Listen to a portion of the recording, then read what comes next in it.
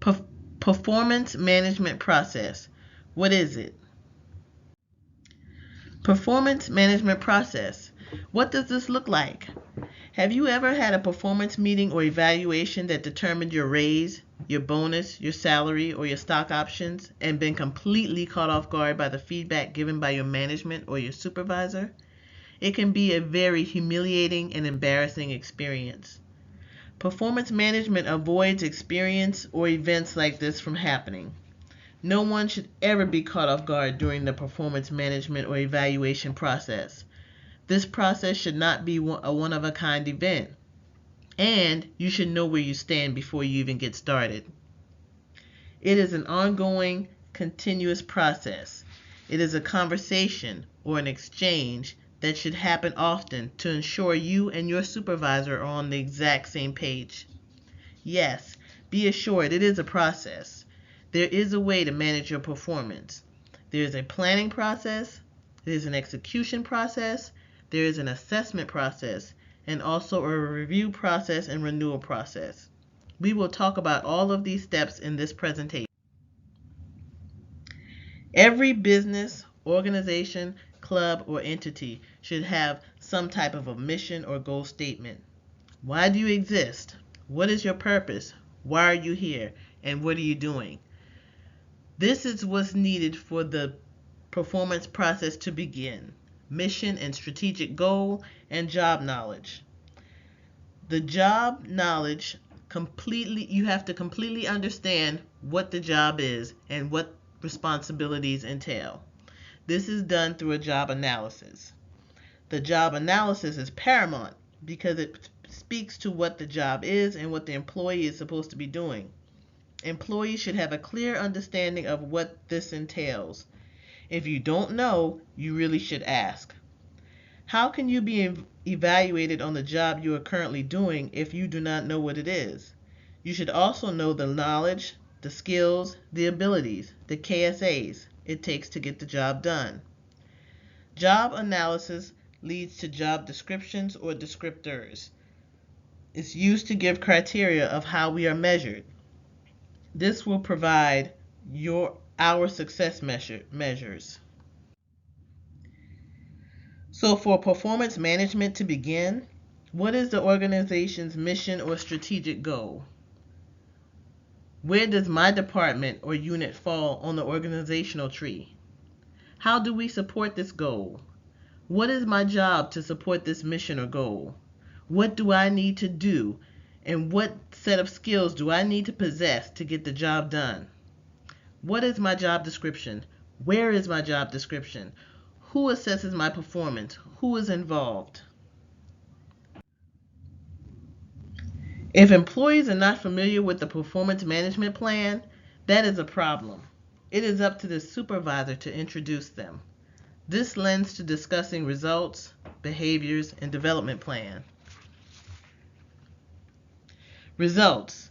Results are the end game. It's the goal. It's what needs to be done. What are we trying to get to?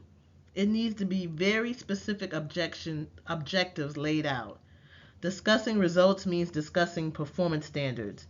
This is the yardstick used to evaluate objective success. Behavior. Behaviors and competencies are a strong consideration of most jobs. Different jobs require a different set of behaviors.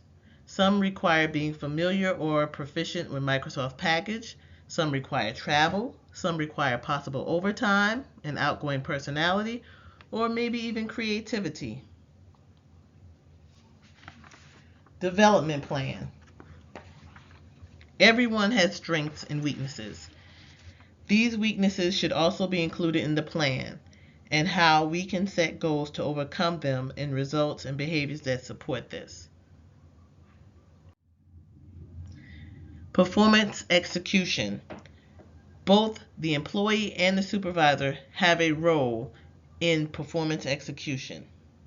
Employees have to put forth effort to give results and behaviors warranted and agreed upon. They have to commit to the goal. They should have a hand in setting the goal. Ongoing performance and feedback is a continuous part. Employees should be proactive if a problem arises. There will be situations, where feedback is needed to figure out the best option or the best way to go.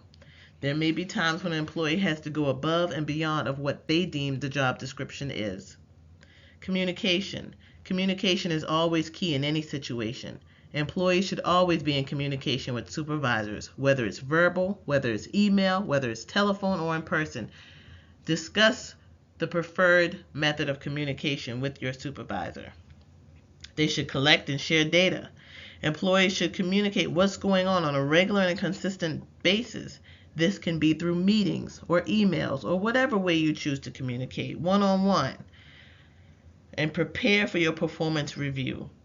Always gather information. Always have a constant place of resources so that you are able to prepare and defend your review or rating. Note that somewhere. Keep a notebook. Have an Excel spreadsheet. Keep a brag book where you have hit a milestone or a specific goal, or where you feel you've gone above and beyond or created a new process or workflow or accomplished something big for the department. The supervisor also has a role to play. They need to be able to observe and document the employee performance. They need to provide updates to the performance plan and also be mindful of changing priorities. They need to give feedback, progress, continued coaching for improvement is always necessary. Resources, they should always keep employees abreast of any resources that are available, from simple tools to perform job functions to more complex tools like training, conferences, information, books, webinars. And 5, reinforcement. Let employees know where they are, where they stand. Give kudos. Also see what you can do when they are struggling. Performance assessment. This is where the employee and manager assess, measure, or gauge where each thinks or figures out where the employee is at performance-wise. Performance review. This requires a one-on-one conversation so both employee and management can see each other's thoughts and where each other stands. Everything should be laid out on the table during this time. Employees should use this time to genuinely reflect on their accomplishments and what has been done. This should be a conversation regarding results, goals achieved, and how you feel you have surpassed or need room for improvement. The employee may even bring a matter of awareness that the manager did not know existed for the employee. This also sets the platform for the next performance period. This should be done during a formal setting or a meeting where the employee and the manager can talk. Performance renewal and contracting. This is the final stage in the process of performance management. It looks very similar to performance management planning.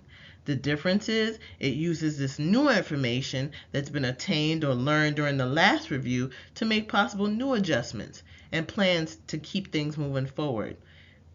It may be determined that new things are needed. What new things? Knowledge, skills, ability, competency. So, I have 2 questions. The Bible encourages us to be diligent to know the state of your flocks and attend to your herds. Using this admonishment in the concept of performance management, how would we identify someone either performing well or someone that needs improvement and attend to them accordingly? Number 2, you're a new supervisor. How would you introduce a new employee to the company performance management process? What steps would you take? Please see my references for the presentation. Thank you.